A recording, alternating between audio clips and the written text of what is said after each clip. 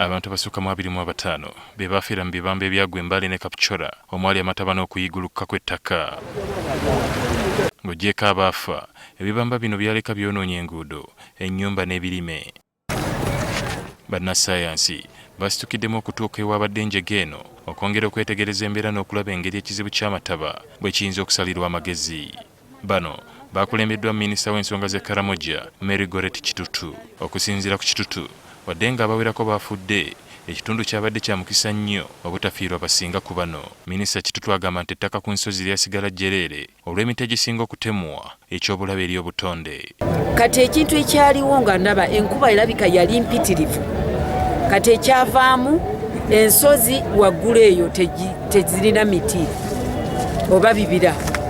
Kati amazzi gonna agagwa ku ttaka gonna gaakulukuta nga gagenda wa mu myala. Era amazzi galabika gaali mangi kuba olaba gatuuka ne mu bifo kumpi nga mita kumpi nga 2. Kati gano mazzi gaali mangi.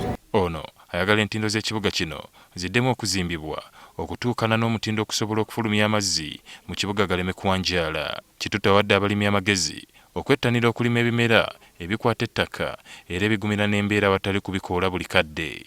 Era ffe ng'abanasayansi tuli kugamba nti tuzzeewo okulima bye tuyita ebibala kwegamba ebitwala ebbanga ddene nga tobeera nga olima buli kaseera kye tuyita perennial crops ng'emmwanyi. Era emmwanyi nga bw'omanya emmwanyi eyaffe ebugisu oteekamu emiti. Kati ebyo bwe tulima bwe tutyo ojja kulaba nti enkuba ne bw'ebeera nnyingi emiti gijja kuyamba kukwata amazzi agamu gasigale eri. Kati amazzi agamu bwe gasigala eri gajja kuba nga gagenda mu nsulo. Kati era okutuuka eno gabeera ng'ensulo.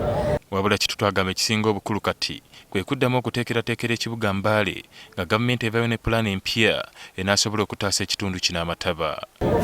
Era ekibuga kino tulina okutunulibwa kubanga obulabe bwe bulabise wano kibuga kirina okutunulibwamu okulaba nti tupulaaninga tetujja kukirekerera district oba city yokka naye gavumenti eyawakati erina okuteekamu omukono tulabe nti ekibuga kiteekebwa ku pulaani ey'omutindo.